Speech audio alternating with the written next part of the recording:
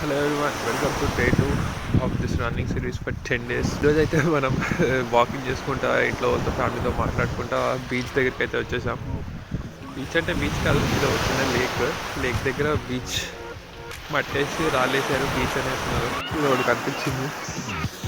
ఇది ఎలా ఫామ్ అయిందో నాకైతే తెలియదు, కానీ చూడడానికి అయితే బాగుంది.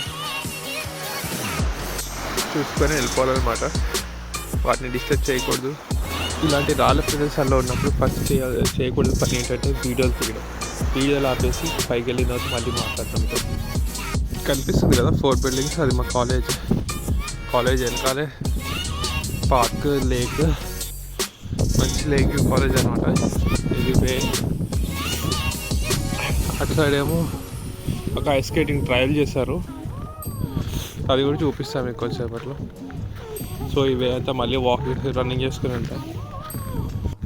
చెప్పా కదా ఇష్టానికి ఐస్ స్కేటింగ్ షూస్ తీసుకొని పిల్లలు పెద్దలు అందరూ వచ్చి ఐస్ స్కేటింగ్ చేస్తారు.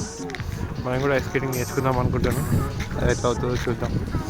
ఫ్యూచర్లో కూడా చేస్తే వీడియోస్ పెడతాం.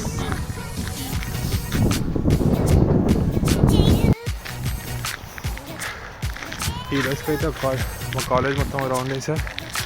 ఒక 1.5 kilometers ఉంటుంది అనుకుంటా.